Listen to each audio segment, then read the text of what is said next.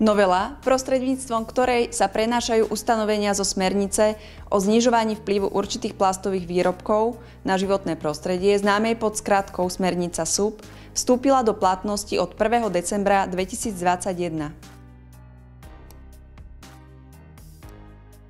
Rozsah usmernení je tak široký, že tvorí samostatnú časť v zákone, a to 8. oddiel 4. časti článku 1 s názvom Osobitné výrobky z plastu. Do 8. oddielu boli prenesené povinnosti výrobcov osobitného výrobku z plastu, vybrané obalové aj neobalové výrobky, rybárskeho výstroja obsahujúceho plasty, tabakových výrobkov s filtrami a filtre uvádzané na trh na použitie v kombinácii s tabakovými výrobkami, ďalej výrobcovia hygienických vložiek, tamponov a tamponových aplikátorov, vopred vlhčených útierok na osobné použitie a na použitie v domácnosti. Novelu sme spracovali podľa jednotlivých dátumov účinnosti a podrobne rozpísanú ju nájdete medzi novinkami na stránke Naturpack pod názvom Informácie o transpozícii SUP smernice.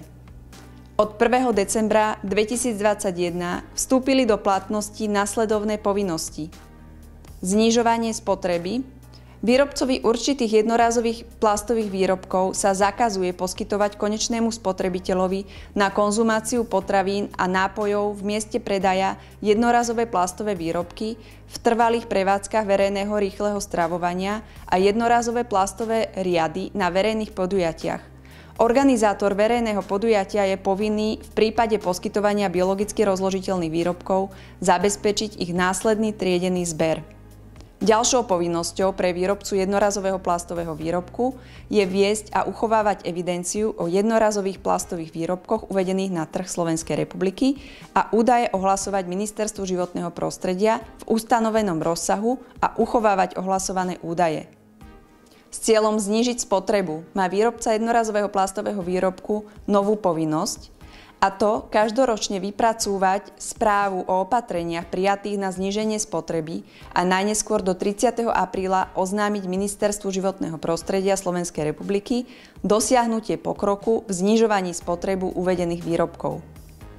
Bližšie informácie napríklad o rozsahu správy a o opatreniach určí vykonávacia vyhláška, ktorú pripraví Ministerstvo životného prostredia.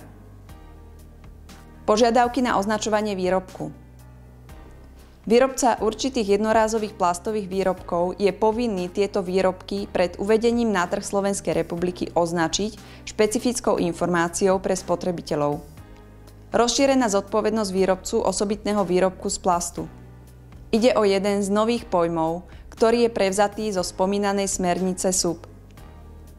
Výrobca vybraného jednorázového plastového výrobku alebo rybárskeho výstroja obsahujúceho plasty, ktorý má sídlo alebo miesto podnikania na území Slovenskej republiky a predáva tieto výrobky v inom členskom štáte, ustanoví na splnenie povinností vo vzťahu k týmto výrobkom splnomocneného zástupcu v danom členskom štáte.